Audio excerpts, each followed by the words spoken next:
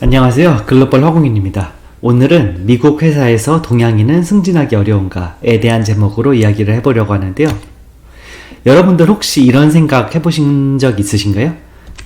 우리 회사에는 매니저들이 다 백인들이에요. 왜 그럴까? 혹시 이거 인종차별하는 거 아니야? 이런 생각 해보신 적 없으신가요? 실제로 제가 미국의 CEO들이 어떤 인종으로 구성되어 있나를 한번 찾아봤는데 백인, 화이트가 81%고요. 히스패닉이나 라티노가 7%, 그리고 에이시안이 6.8%, 그리고 블랙이 3.2%. 이렇게 이제 구성이 되는데 압도적으로 백인이 많죠. 그리고 에이시안은 6.8%밖에 안 돼요. 그래서 이거 인종차별하는 거 아니야? 이런 생각이 들 수 있잖아요. 그런데 인종차별로 단정을 짓기 전에 한번 우리가 봐야 할 것이 실제로 미국의 인종 구성입니다. 2022년 인구조사청이라고 해야 되나요? 거기서 매년 인구조사를 하거든요. 그거에 의하면 백인이 75.8%. 근데 이 백인은 히스패닉도 백인이 많거든요. 그 히스패닉 백인까지 포함한 거고, 이 표에서는 이 백인은 히스패닉과 구분을 뒀기 때문에 이 백인은 순수 백인을 얘기하는 거거든요. 그래서 이 75 숫자가 아니라 요 밑에 보시면 화이트 언론 약 60% 정도 되는 이 사람들이 여기 위에 81%에 해당하는 그 사람들입니다. 따라서 실제 순수 백인이 인구상으로는 59%인데 CEO 중에서는 81%예요. 엄청 많죠? 한번 에이시안 볼까요? 에이시안은 6.1%가 인구 구성인데 CEO는 6.8%예요. 생각보다 선방하고 있지 않아요? 인구 구성보다 오히려 CEO 비중이 에이시안이 더 높아요. 반면에 블랙, 흑인들을 보면은 인구 구성으로는 13.6%인데 CEO는 3.2%밖에 안 됩니다. 따라서 이 통계 자료들을 봤을 때 화이트는 압도적이고 에이시안은 선방하고 있고 블랙은 처참하다, 이렇게 결론 지을 수 있겠고요. 그러면 여기서 드는 생각 중에 하나는 어떻게 백인들은 압도적으로 매니저 자리를 차지하고 있을까? 물론 이 통계는 CEO지만 CEO가 되기 위해서는 매니저가 돼야 되고 그 비율은 비슷하다고 가정을 하면요, 어떻게 백인들은 많은 매니저 자리를 차지하고 있을까? 이것이 저는 개인적으로 궁금했었습니다. 이것을 이해하기 위해서는 미국이라는 나라를 한번 생각해 볼 필요가 있는데요. 미국은 유럽에 백인들이 넘어와서 세운 나라입니다. 그리고 백인들이 회사를 세웠죠. 따라서 미국에 세워진 회사의 문화 또한 백인들의 문화입니다. 이후에 미국은 많은 이민자들을 수용했고요. 여러 인종이 혼합하여 사는 나라가 되었고요. 정상적으로 교육을 받은 대부분의 미국인들은 미국을 강하게 하는 원동력이 diversity, 즉 다양성이라고 믿고 있고요. 이익을 중요시하는 회사들은 더더욱 이 diversity를 강조합니다. 제가 예를 면접관 선정 기준을 하나 드리려고 하는데요. 제가 최근에 회사 대졸 신입 면접을 진행을 했었는데 한 지원자에 대해서 대면 면접을 5명의 면접관이 봅니다. 근데 이 5명의 면접관을 선정하는 기준이 있어요. 몇 가지 기준이 있는데 그 중에 하나가 뭐냐면 5명 다 백인이면 안 됩니다. 최소 1명 이상 에이시안이나 흑인이나 다른 인종이 섞여 있어야 돼요. 또 다 남자거나 다 여자여도 안 돼요. 최소한 1명 이상 다른 성별이 들어있어야 합니다. 이런 것처럼 회사는 진짜 다이버시티를 강조하고 인종차별 이런 것들을 아예 규정상, 실제로 미국의 법적으로도 그것들은 다 금지하고 있기 때문에 이러한 다이버시티를 아주 강조하는 문화가 되겠습니다. 따라서 승진이나 평가는 인종에 의해서 결정될 이유가 없어요.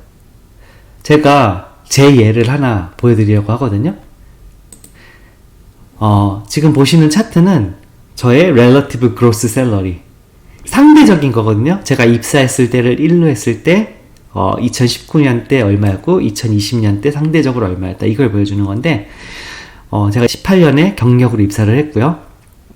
2019년에 샐러리가 올랐어요.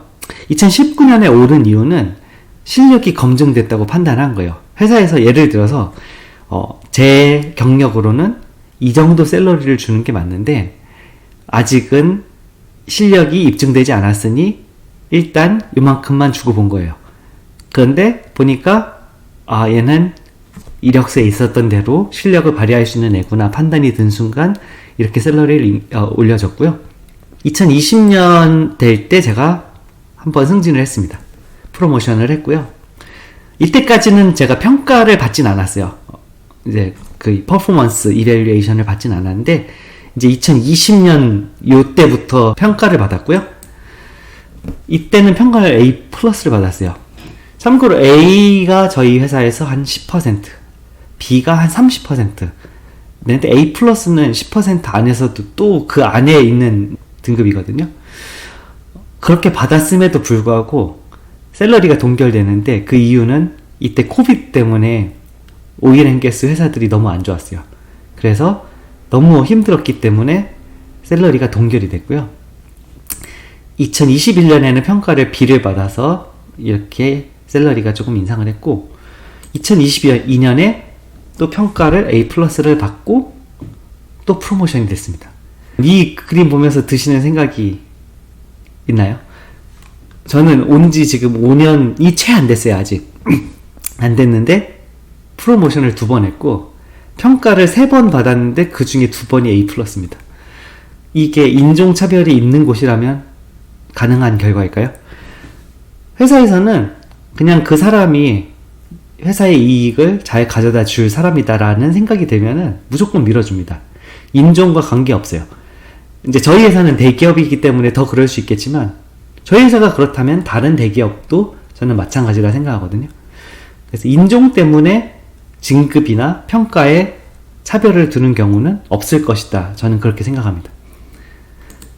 그런데 사실 이 회사가 다 미국에 있는 회사들은 백인이 세운 회사고 따라서 문화도 백인의 문화잖아요. 이 문화는 쉽게 변하지 않아요. 마치 한국 회사의 문화가 쉽게 변하지 않는 것처럼.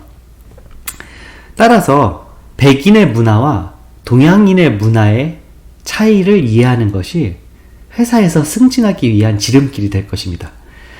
이 말씀을 드리고 싶었어요. 문화 차이를 극복하지 못하면 승진하기도 쉽지 않습니다. 한국인이라고 미국 회사에서 주눅들 필요 없습니다. 인종차별이 제가 없다고 말씀드린 거 아니에요. 미국에 인종차별이 분명히 있습니다. 하지만 대부분의 정상적인 미국인들은 인종차별을 아주 안 좋은 걸로 생각하고 있고 극히 일부의 사람들 때문에 그게 크게 부각돼서 많이 뉴스에도 나오고 그런 거거든요. 생각해보면 인종차별이라고 우리가 느낀 것이 인종차별이 아닐 때도 상당히 많아요. 문화 차이 때문에 그걸 인종차별로 받아들였을 수도 있습니다. 따라서 이러한 문화 차이를 이해하는 것이 정말 중요하지 않을까라는 생각을 해보고요. 글로벌 화공인 도대체 너는 무슨 짓을 한 거냐 궁금하신 분들은 멤버십을 가입하시면은 제가 이 영상을 준비해서 올릴 거거든요. 다시 한번 말씀드리지만 멤버십 영상에는 제가 공개 영상으로 다룰 수 없는 그런 좀 더 디테일한 것들을 다뤄서 영상을 편집하고 있습니다. 따라서 많이들 가입하셔가지고 좋은 정보들 얻으셨으면 좋겠고요. 오늘 영상도 도움이 되셨으면 좋겠습니다. 다음번에 더 좋은 주제로 찾아뵙도록 하겠습니다. 감사합니다.